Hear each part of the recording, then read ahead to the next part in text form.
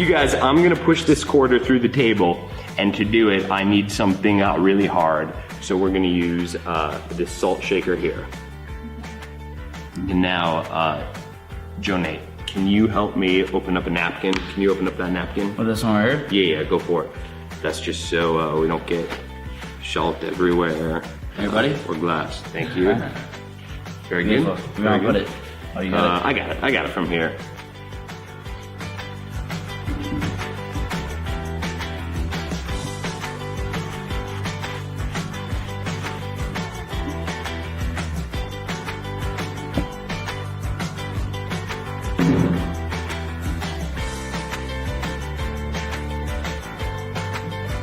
No, so I didn't get it. Okay. Here's what happened. I didn't get it because that's just, the trick is too easy. Anyone can push the quarter through the table. I'm gonna do the harder one. The harder one, it's not the quarter. The harder one. Salt.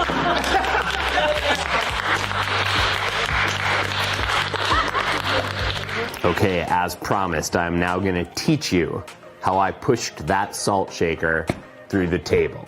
Now, if you wanna do the trick yourself, you are going to need a salt shaker, and you are going to need some napkins and a quarter.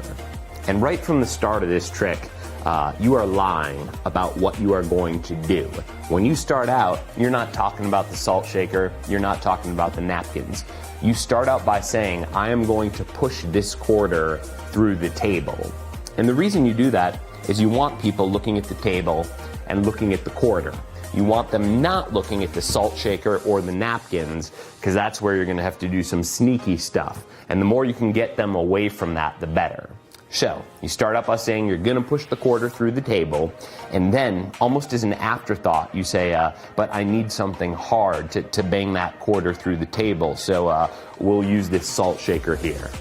Then you take the salt shaker. Then you make up another excuse. You say, I don't want to get salt everywhere, or I don't want glass to go everywhere, so we're gonna cover up the salt shaker. And then you cover it up.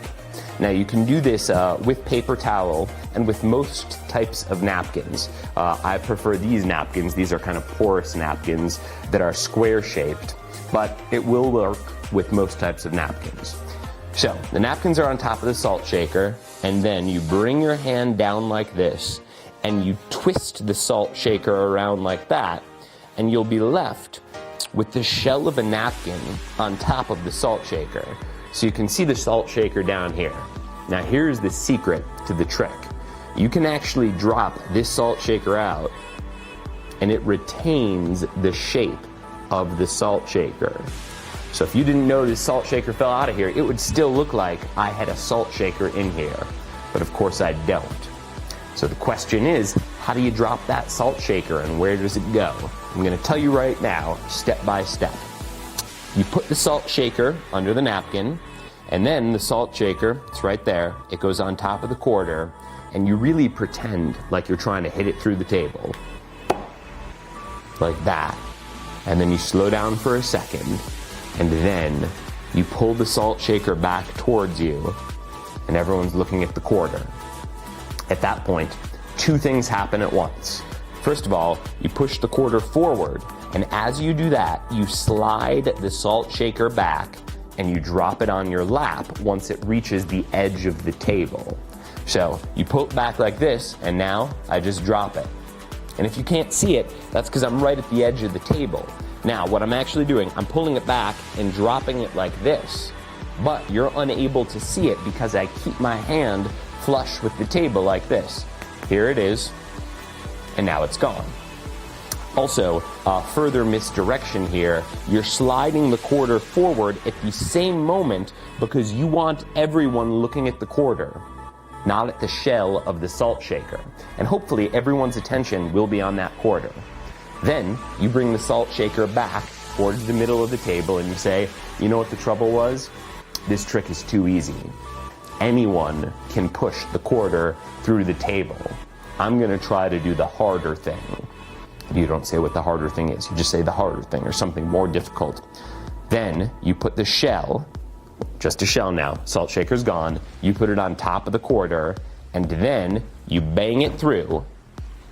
You take the napkin off to show that the salt shaker is gone. You say that you put the salt shaker through the table, then you reach down, you pick the salt shaker up from your lap, and then you reach even farther under the table as if you're really pulling the salt shaker through it. You've got the salt shaker, you bring it back out, and you slam it on the table. In just a minute, I'm going to teach you how to do 2 amazing magic tricks using rubber bands. But before I do, I just want to go over 2 quick things with you.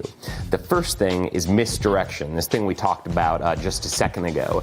This is a key piece of magic. It's the idea of bringing someone's attention to one place because you don't want it in another place. So here, you bring the coin forward, not because you want people looking at the coin, but because you don't want them seeing that salt shaker drop on your lap.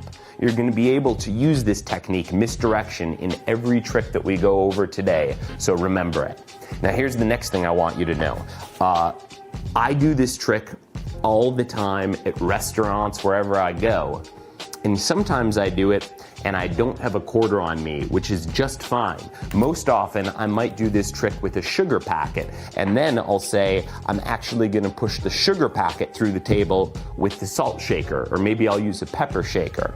And if I don't have those napkins around, maybe it's a different style of napkin, or maybe it's paper towel. And if I use the paper towel as a shell, you can see, and I try to push that sugar packet through, and then no, it didn't work, and then I try again, it goes through. The trick is just the same, even though I've changed the quarter for a packet of Splenda, and I've changed the napkins for paper towels. The point is, even if you don't have the exact props that I have here, you can still make the magic work.